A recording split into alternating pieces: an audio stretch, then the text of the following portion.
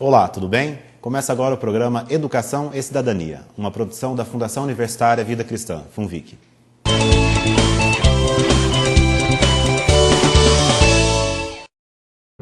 Sua grande oportunidade chegou! Curso superior de qualidade que cabe no seu bolso. Vestibular 2012 da Fafem FUNVIC Mococa. Inscreva-se e participe do programa Faculdade para Todos. Inscrições no site www.fafem.com.br. Prova dia 6 de novembro. Se você pode ter qualidade de ensino pagando menos, para que escolher outra faculdade? Venha para a Fafem FUNVIC Mococa. No próximo final de semana, cerca de 5.400.000 estudantes brasileiros irão prestar as provas do Exame Nacional do Ensino Médio, o Enem. Na cidade de Mococa estão inscritas mais de 2.000 pessoas. Com o resultado das provas, é possível garantir uma vaga em uma universidade ou instituto de ensino superior federal e até mesmo participar do ProUni, o Programa Universidade para Todos. Mas você sabe como será a prova e quais os critérios que serão avaliados?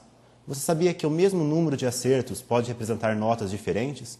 Para esclarecer essas e outras questões, eu converso com a coordenadora do ensino médio da Escola da Fundação FUNVIC, professora Margarete de Freitas Paganotti, e com a psicóloga Karina Elisa da Costa Zanetti, que dará dicas de como manter a tranquilidade no dia da prova. Obrigado, Karina, pela presença aqui no programa. Eu que agradeço o convite mais uma vez. Obrigado, Margarete. Eu também agradeço. Margarete, vamos começar então já dando algumas dicas, né? Nós estamos aí alguns dias que antecedem as provas do Enem, né? Marcadas para o próximo sábado e para o domingo. E existe algum segredo, alguma dica de estudo aí nas vésperas da prova? Nessa semana que antecede a prova do Enem, o aluno, o que ele deve fazer é consequência da atitude que ele teve, do comportamento que ele teve ao longo de todo o ensino médio. Se ele teve uma preocupação no ensino médio de estudar, ser organizado, aproveitar o máximo possível as aulas, estar presente em todas as atividades, nessa semana cabe a esse aluno, com tudo organizado, entrar num processo de revisão, manter-se tranquilo e acreditar, sem afobação, de que existe um conhecimento residual que ele vai perceber só na hora da prova que ele sabe. E nem ele se dá conta disso. Nem ele dá conta disso. Agora, o aluno que ao longo do ensino médio, ele não teve um comprometimento com a sua aprendizagem, que demorou para amadurecer, demorou para acordar, essa semana é uma semana que costuma dar um pânico. Então, aí ele tem que estabelecer prioridades e rezar. Margarete, contar com a sorte um pouco, né? Mas eu acho que essa prova do Enem agora não dá muito para contar com a sorte, não. A gente vai falar um pouquinho da questão da metodologia usada na prova. Mas só para destacar um pouquinho mais nessa questão, Margarete, vale aquela dica, né? De que matéria dada, matéria estudada, até para não ficar sobrecarregado nos últimos dias de estudo, né? Porque há um limite de aprendizagem. De última hora não há aprendizagem. Você pode fazer uso de memorização. E isso, a memória falha, principalmente numa situação de nervosismo e se, no momento da prova, ele tomar consciência de que é ele com ele mesmo. E não adianta arrepender, agora é estratégia de final de etapa. Se encarar a prova, ter tranquilidade para quem se sentir preparado. Quem achou que ficou alguma coisa para trás, que amadureceu agora, que vai dando aquele pânico de último instante, também tem que procurar tranquilizar e enfrentar a prova. Karina, essa questão da tranquilidade é muito importante, né? Existe alguma forma de controlar esse nervosismo? Porque eu acho que ele é natural, né? Entre os jovens. O Enem, como os outros vestibulares, é uma situação de avaliação. E toda situação de avaliação gera ansiedade, nervosismo, porque, no caso, o estudante ele tem um objetivo, né, de ir bem nessa prova para poder ingressar na universidade, mas existe o medo de fracassar. E é esse medo de fracassar que gera a ansiedade, a insegurança e o nervosismo. Esse nervosismo ele também tem que ser cuidado no decorrer do ano, né? Se você deixar, ele vai acontecer com certeza. Né? Agora, não pode deixar para a última hora. Se você deixar para perceber que você tem que tomar conta do seu lado emocional na última hora, você corre o risco de se desequilibrar mais. Né? Então, O estudante que estudou durante todo o ensino médio, especialmente esse ano, que fez toda a sua estratégia de estudo adequada, seguindo a orientação da escola, dos professores, que se organizou e estudou, nesse momento final, é importante ele ter consciência de que ele fez a parte dele, de que ele deu o máximo de si. É esse raciocínio que vai fazer ele perceber que ele pode se acalmar, porque ele se preparou para enfrentar essa situação de avaliação. O mais importante é ele ter consciência de que ele sabe, né? É ele ter consciência de que ele fez a responsabilidade dele de se preparar para essa prova. Agora, ele também precisa ter a consciência de que existe aquela ideia de que você tem que ir fazer a prova e acertar tudo, né? É muito difícil alguém acertar tudo. O concorrente, ele não vai acertar tudo, né? Até pela situação de nervosismo mesmo. Então, se o estudante vai para a prova se cobrando, né, que ele tem que acertar tudo, isso vai aumentar também a ansiedade e o nervosismo. Então, ele tem que ter consciência de que ele fez tudo o possível, né? Ele se dedicou, ele estudou, e que ele vai dar o máximo de si nessa prova para acertar o máximo de questões. Mas não se cobrar que ele tem que acertar tudo, porque isso vai aumentar a ansiedade dele no final.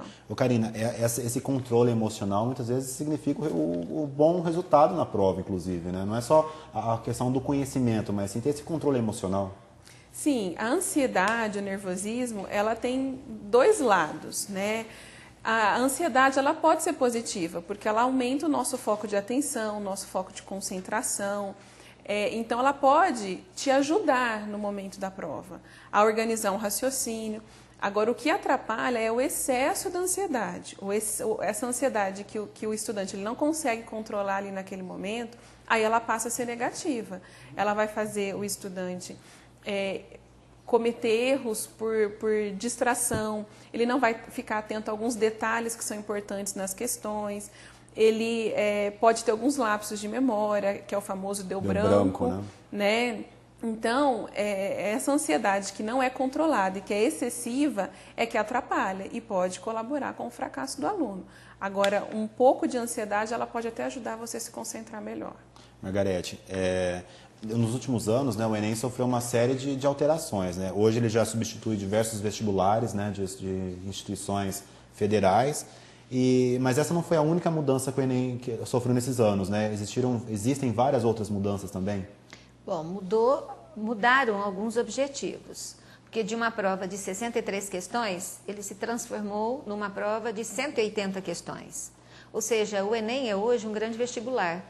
Quando essa mudança, em 2009, ela foi lançada, correu-se a ideia de que acabariam-se os vestibulares, quando na realidade, efetivamente, o Enem se transformou num verdadeiro vestibular. É uma maratona, sim, e ele veio ele tem um aspecto positivo, porque antes dessa forma de ingresso nas universidades federais, o aluno teria que prestar vários vestibulares.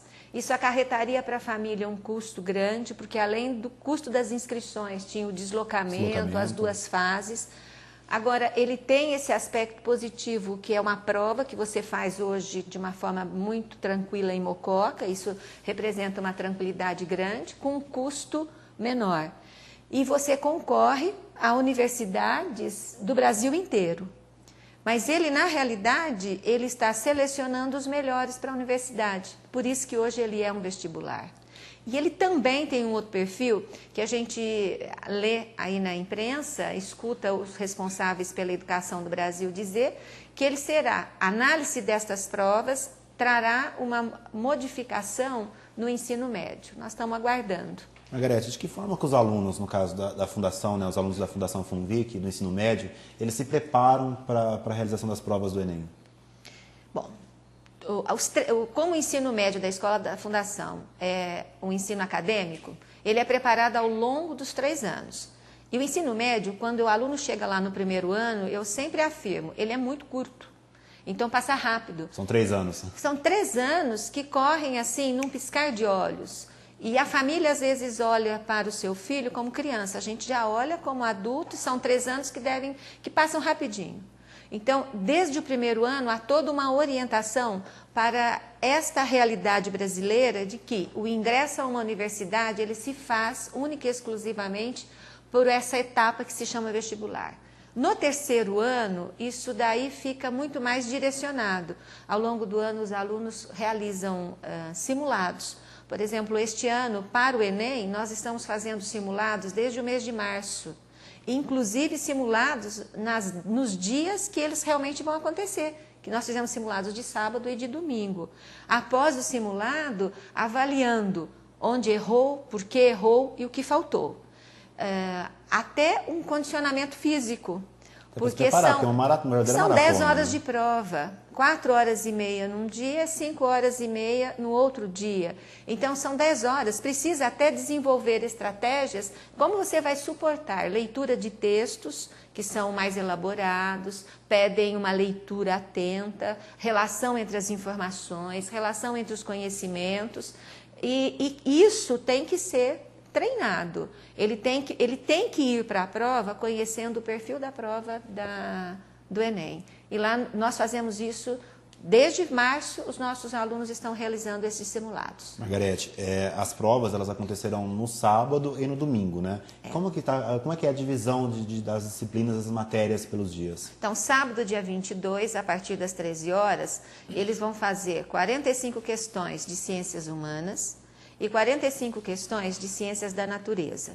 Lembrando que em ciências humanas ele encontrará conteúdo de história, geografia, filosofia e sociologia. Em ciências da natureza ele encontra física, química e biologia.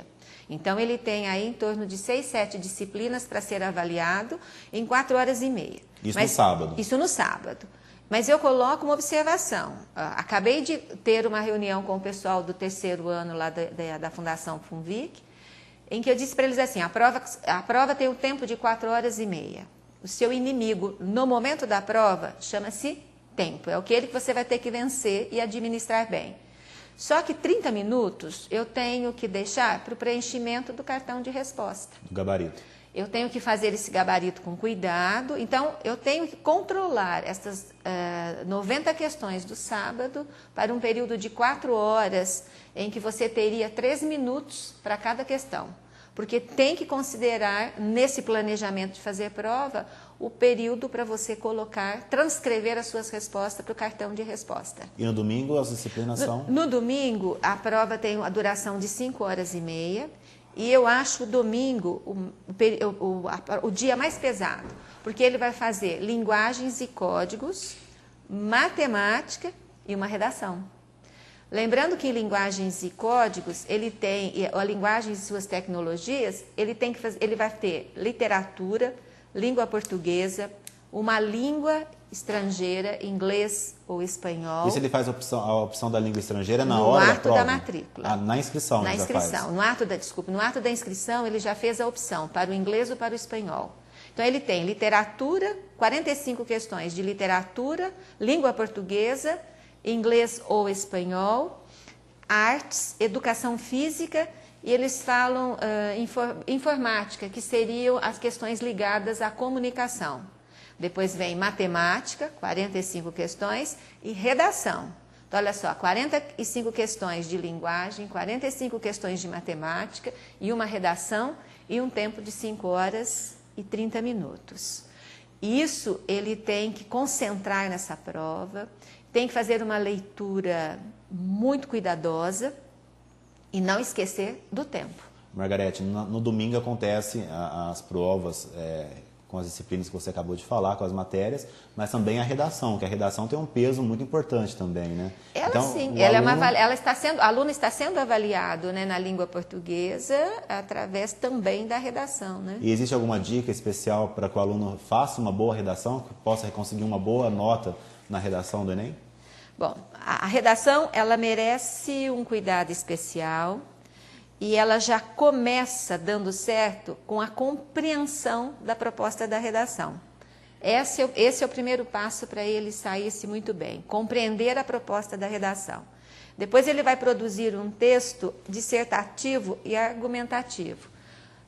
Pelas últimas redações, a gente percebe que o tema está sempre relacionado a questões sociais, políticas, culturais, científicas, e ele parte de uma situação-problema. Vai ter que fazer uso da norma culta da língua portuguesa. O que significa isso? Ele tem que mostrar que ao longo dessa escolaridade de 11 anos, ele aprendeu as regras básicas da língua portuguesa. E quanto melhor ele usar a língua portuguesa, melhor para ele. E depois, na hora que, como o tema é baseado numa situação-problema, ele vai fazer a sua argumentação, é muito bom, e a gente tem visto isto nas orientações que o MEC tem dado, que ele encerre a sua redação propondo uma solução para aquela situação-problema. Margarete, muitos sites especializados no assunto de educação, ontem, inclusive, especulavam né, sobre temas da redação. Né? Um dos possíveis temas que estão sendo especulados é a questão do novo Código Florestal. É claro que é uma especulação que alguns sites estão colocando, mas a tendência do Enem é justamente trabalhar temas da atualidade para a elaboração da redação, é isso? Ou não existe uma regra específica? Eu acho que a proposta, eu não falaria com segurança temas aqui. Eu diria que ele vai pegar um tema, provavelmente uma situação, problema, seja ele de questões científicas, culturais, ambientais, e o aluno argumentando frente ao fato proposto, encontrar soluções. Esse é o grande desafio, essa é a grande missão. Esse é o desafio. Então, se ele sabe que o tema vai ser proposto em forma de situação-problema, que ele tem que argumentar e ele tem que propor uma solução para aquele problema, então venha o tema ambiental, cultural, científico, que ele sabe que ele tem que seguir essa estratégia. Ô Karina, para uma boa redação, né, focando esse assunto, nunca é demais dizer e reforçar a importância da leitura, né, porque a leitura, um aluno, né, leitor, ele consegue desenvolver um assunto com mais tranquilidade. Acho que essa é a grande dica mesmo na questão da redação. Sim, a leitura é importante, no caso do Enem, na prova toda. Todas as matérias, todas as disciplinas e todas as questões, elas vêm acompanhado com textos. Então, o aluno que se preocupou em treinar, desenvolver essa habilidade de leitura, de interpretação de texto, de estabelecer relações com os dados fornecidos pelo texto, de associar o que o texto fornece de informação com conhecimentos prévios que ele tenha, o aluno que se preocupou em desenvolver isso, ele vai conseguir, com certeza, ter um bom desempenho nas questões do Enem, porque o Enem realmente exige muita leitura, e interpretação, muita interpretação, exatamente, e na redação especialmente, porque se ele desenvolver a habilidade de estabelecer relações, de interpretar, de pensar e refletir em cima dos dados fornecidos, com certeza ele vai conseguir escrever uma boa redação com um conteúdo mais rico, né, e propor soluções, como a Margarete falou, né, porque a gente só consegue propor soluções quando a gente reflete sobre o assunto, né, e essa é uma habilidade que é muito importante, né, especialmente na prova do Enem. Alguma consideração com redação, Margarete? Sim, eu acho que uma coisa interessante, porque o aluno faz a redação, dá um trabalho, ele tem que administrar um tempo. Eu acho que é bom esclarecer uma regra do INEP para a correção da redação. A redação, ela vai ser atribuído a ela um valor de 0 a 1000. Ela é entregue para 2 técnicos realizarem a correção. Se entre as duas avaliações existir uma diferença maior que 300 pontos, aí essa redação vai para um terceiro professor, que aí vai dar a nota final. E se a diferença for inferior a 300 pontos, há uma média das notas dos 2 técnicos que fizeram a correção. Quer dizer que a avaliação é bem criteriosa, né? Sim. Pelo menos a gente acredita lendo todas as instruções o que é divulgado, no papel, e eu quero acreditar que isso vai acontecer, porque essa moçada merece ser respeitada, principalmente num trabalho no domingo, que são 5h30. Então, pelo menos, vamos acreditar que eles serão respeitados nessa correção e que pode acontecer erros, mas que esses sejam os menores possíveis. Minimizá-los, né? Sim. Karina, como a Margarete já havia dito, né, que o tempo acaba sendo um inimigo na hora da realização da prova, não só do Enem, mas de qualquer tipo de prova, do vestibular, das provas do dia a dia, na escola e tudo mais. No caso específico do Enem, né, a hora que o aluno ele abre o caderno de provas, ele se depara com uma questão e dá aquela travada, né, deu aquele branco, ele deve realmente perder tempo e tentar solucionar aquela questão ou parte para frente? Quando o aluno se depara com uma questão mais difícil, ou uma questão que ele não está conseguindo desenvolver, né, isso vai gerar nele, com certeza, uma ansiedade, um nervosismo maior. Porque como ele está preocupado, né, e ele está procurando ter o melhor desempenho para conseguir, através da prova, ingressar numa universidade, ele vai ter a sensação de que se ele não conseguiu fazer aquela questão, ele tem a sensação de que o desempenho dele vai ser ruim no restante da prova, ou no resultado final. E isso não é verdade, né? Não é porque ele está enfrentando dificuldade numa questão que vai invalidar as outras questões que ele fez e que provavelmente estarão corretas. Então é muito importante, quando ele se depara com uma questão mais difícil, ele não se desestabilizar, ele não se desequilibrar emocionalmente, ele entender que é uma questão difícil, então que ele tem que procurar as questões que são mais fáceis para ele, da matéria, da disciplina que ele tem um pouco mais de facilidade, garantir esses acertos e no final ele voltar na questão que foi um pouco mais complicada para ele. Mas isso tudo administrando o tempo, né? Porque o tempo ele é um grande inimigo no vestibular e no Enem. Margarete, né? Existe um cálculo que se faz, né, do quanto de tempo você pode gastar para cada questão? 3 minutos. Só 3 minutos? 3 minutos para cada questão. Você até tem uma orientação assim, você nunca... o aluno não pode pegar a prova do Enem, dar uma olhada para identificar, para ter uma ideia da prova, para que ele possa escolher as questões que ele imediatamente encontraria a solução. E como os textos são grandes, a leitura vai ser cobrada o tempo todo, pegou a primeira questão, administra o tempo de 3 minutos, leia, faça. Vai para a segunda questão. Você não pode chegar no final de 90 questões, retornar, transcrever para o gabarito e ainda fazer a leitura de alguns textos novamente. Não, tem que pegar a prova na primeira questão, leia e tenta resolver. Vai para a segunda, esquece da primeira. Porque na segunda questão você tem que começar com a energia todinha, como se fosse os 3 minutos iniciais e ganhar tempo. Onde você conseguir a resolução em tempo inferior a 3 minutos, você vai gastar depois nas questões um pouco mais elaboradas. Por isso que não dá para fazer isso só no dia da prova. Simulados são importantes para que você decida até qual é o seu ritmo.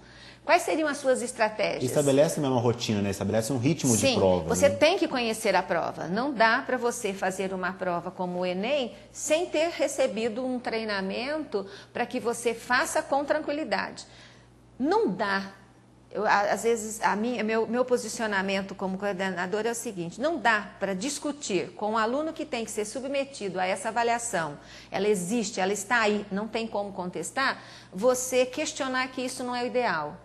Não é ideal, vai brigar por fora, mas tem que preparar, mesmo que o profissional não concorde, o aluno está aí, ele tem que ser preparado para essa realidade. A administração do tempo, são 3 minutos sim, é essa a realidade, e o que você vai fazer? E encontrou uma situação em que você não tem nem ideia do que vai fazer, às vezes resolver a alternativa, das alternativas para o texto, estabelecer alguma relação, e deixar aí realmente uma hipótese e assinalar uma questão e ir para frente. Margarete, existe uma questão, acho que é importante esclarecer, de que isso que a senhora acabou de falar também, de que as provas, né, existem questões fáceis, difíceis e médias, né? Sim. E também isso comprova numa tese assim, que 2 alunos que fazem a mesma pontuação na prova, que têm o mesmo número de acertos de prova, não significa que eles terão a mesma nota, é isso mesmo? Como explicar esse efeito?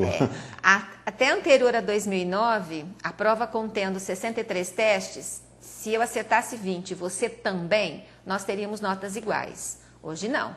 Numa prova de 180 questões, se eu acertar 100 e você também acertar 100, as nossas notas serão diferentes. Porque eles estão usando o critério que a gente chama de TRI, é teoria de resposta ao item. A prova é constituída de questões de nível de dificuldade fácil, médio e difícil. Não tem questões dificílimas, difícil. Essas questões, então, elas recebem um valor dependendo do nível de dificuldade. Se eu acertei 100 questões, você também acertou 100 questões, provavelmente há uma diferença na nossa qualidade, nas quantidades de questões de níveis fáceis, médias ou difíceis. Então, as nossas notas serão diferentes. Bom, uma pausa na entrevista para um recado, na verdade um convite. Na próxima segunda-feira, dia 24 de outubro, começa a 5ª Jornada Universitária da FAFEM Mococa. Neste ano, o tema abordado será redes sociais, comunicação e seus desafios. A palestra de abertura será com o professor Dr. Romualdo Dias, da Unesp de Rio Claro. Ele é doutor em Lógica e Filosofia da Ciência. Já na quinta-feira, a palestra abordada será sobre temas relacionados a redes sociais na educação, com o professor Dr. Plínio Roberto Souza Vilela. As duas palestras acontecem no Teatro Municipal a partir das 19 horas. A entrada é franca. A programação completa está disponível no site da faculdade, no endereço www.fafem.com.br. Margarete, voltando aqui ao nosso assunto sobre o Enem, de que forma, né, o aluno ele utiliza depois do resultado, né, da nota do Enem para o ingresso nas universidades? Bom, a nota do Enem, ela pode ser como condição única do vestibular de algumas universidades federais. A universidade como a São Carlos, hoje, ela não tem mais o seu vestibular, ela vai usar única e exclusivamente a nota do Enem. Outras universidades usam a nota do Enem como primeira fase. Os alunos fazem a segunda fase, eles realizam a segunda fase, mas a prova só é corrigida depois que sai a nota do Enem. Eles classificam os alunos para as carreiras mediante a nota do Enem. Quando a universidade que usa única e exclusivamente a nota do Enem, ele está num programa que é o SISU, que é o Sistema de Seleção Unificada. O ano passado, as inscrições para o SISU aconteceram em janeiro, logo após a publicação das notas do Enem. Daí, pela nota dele, ele vê qual faculdade, qual universidade e o curso que ele consegue entrar naquela pontuação. Ele entra no sistema, se cadastra e ele faz duas opções indicando qualquer universidade do Brasil. Então, tem essa mobilidade, né? Então, ele pode concorrer a todas as universidades, no Amapá, no Rio Grande do Sul, no Rio Grande do Norte e no estado de São Paulo. Duas opções em cada uma das inscrições, em cada inscrição que ele fizer no SISU. Então, é para o SISU, como nota de primeira fase, para o ProUni, que é o programa da Universidade para Todos, que o aluno tem a sua bolsa de 50% ou integral em escolas particulares que aceitam, que estão no programa, e algumas universidades também vão utilizar para as vagas ociosas.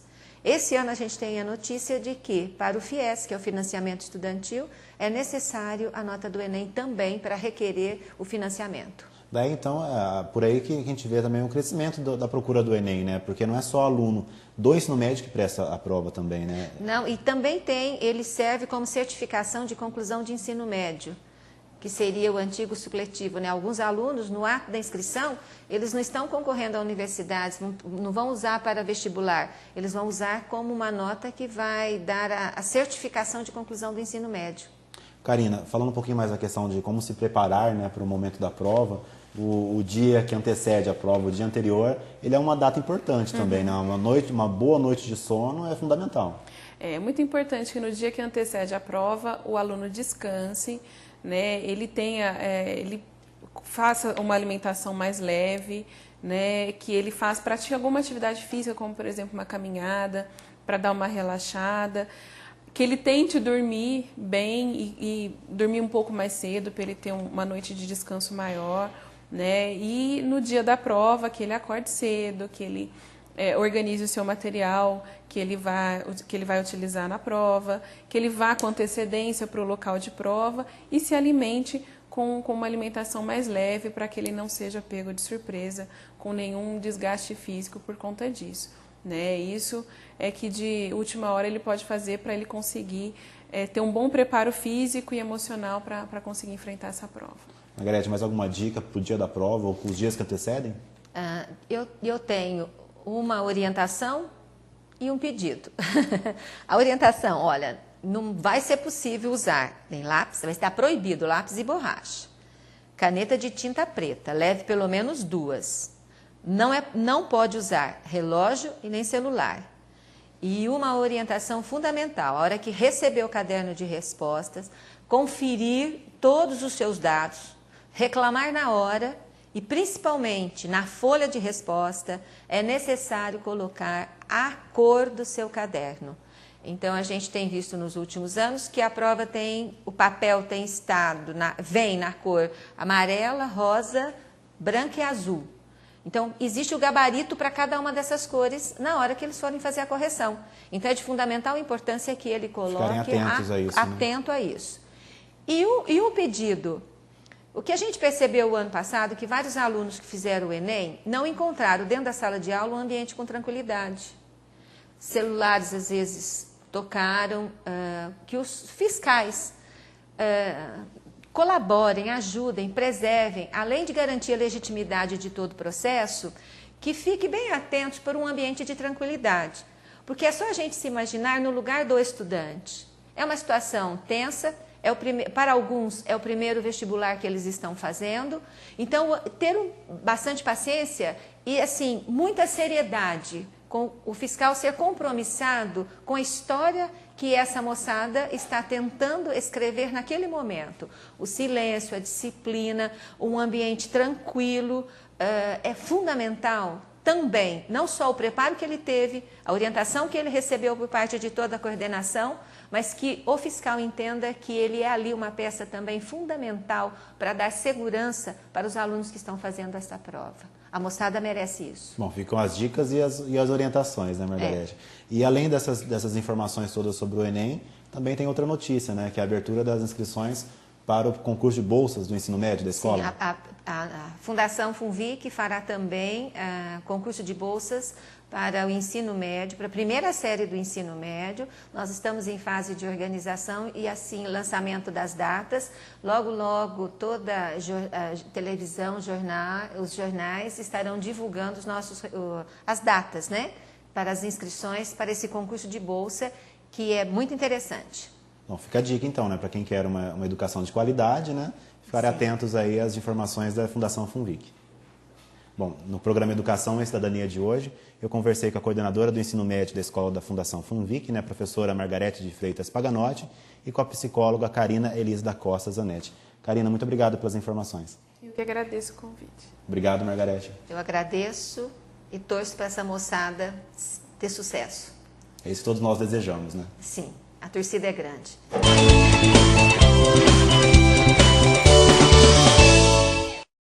O programa Educação e Cidadania fica por aqui.